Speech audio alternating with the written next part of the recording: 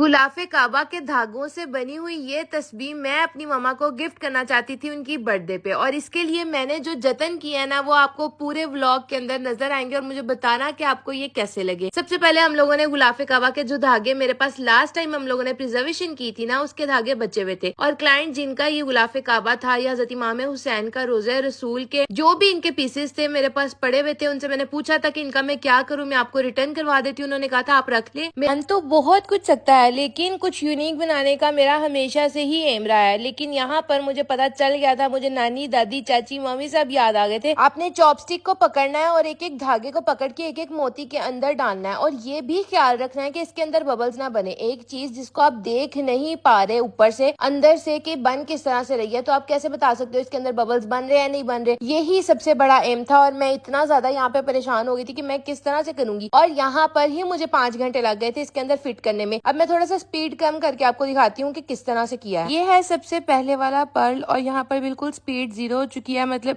Original video पे काम हो रहा है, और आपने एक धागे से अंदर से ले लिया। अच्छा ये फर्स्ट वाला पर्ल बन रहा है, मैं आपको सेकंड वाला भी बनाकर दिखाती हूँ। आप एक धागे को अंदर डालते हो ना और वो उल्ट के बाहर आ जाता है अगली स्टिक के साथ लग के, और पता ही नहीं लगता कि ये कहाँ पर था और कहाँ नहीं था।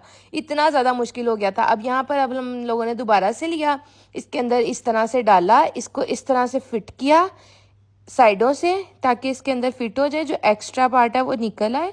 एक्स्ट्रा पार्ट यहाँ से निकाल लिया और दूसरे के अंदर फिट करना स्टार्ट किया, और इस पेड को मैंने आई थिंक 20x पे चला के आप लोगों को दिखाया कि ये किस तरह से इसके अंदर फिट हुआ है। खैर फिर स्पीड से सारे ही बन गए थे, और सुबह उठते ही मैंने सबसे पहले आकर ये देखना था कि ये पर्ल्स बने हैं कि नहीं बने, सही बने या नहीं बने, क्योंकि मुझे तो चांस ही था कि ये सही बनेंगे या नहीं बनेंगे। खैर यहाँ पर 2 निकाले तो बिल्कुल ठीक थे, तो मुझे यकीन आ गया कि शुक्र है ये बिल्कुल ठीक बने। उसमें से भी मेरे बहुत से जाया हुए, वो पता नहीं क्या प्रोसेस हुआ था, और मैं बहुत ज्यादा उस चीज पर हो रही थी कि मेरे जाया क्यों हुए। टोटल 36 का मोल्ड था ये, और मेरे पास 21 टोटल बने हैं, और इनकी अब लास्ट लेयरिंग हो रही है। लास्ट लेयरिंग क्यों हो रही है? क्योंकि इनके ऊपर मैंने एक टॉप कोट करना था शाइन के लिए, क्योंकि हैंडमेड मोल्ड के अंदर वो शाइन नहीं होती जो कि चाइना मोल्ड के अंदर होती है। अब चाइना मोल्ड मेरे पास अवेलेबल नहीं था और मुझे ये चाहिए भी अर्जेंट था। अब एक एक करके इनके ऊपर शाइन ऐड की, और इस तरह से हम लोगों ने अपने सारे पर्ल्स कंप्लीट कर लिए। जितने भी कंप्लीट हुए हैं हम इसे एक तस्बीह के अंदर कंप्लीट कर लेंगे। तस्बीह बनाने का प्रोसेस नहीं दिखाया, इसके बाद मैं बहुत बिजी हो गई थी, बाजार गई, कुछ लेना था सामान। रेनबो से वापसी पे हम लोगों ने केक पकड़ा। केक कुछ इस तरह से कस्टमाइज करवाया था, इसके आगे फ्लावर्स लगने थे, वो भी मैंने खुद लगाने थे। और टाइम अगर मैं आपको बताऊं तो अफ्तारी का टाइम गुजर चुका है, हम लोगों ने कुछ नहीं खाया हुआ, 8:30 हो रहे थे और मैं यही स्यापों में लगी। खैर यहाँ पर जी हम लोगों ने सारे गिफ्ट्स पैक किए और उसके बाद केक लिया और घर पहुंच जाते हैं मम्मा के पास। और सबसे पहले आते ही मुझे इतनी डांट पड़ी, इतनी डांट पड़ी। हुआ यह था मैं संडे की वजह से सोई लेट थी, और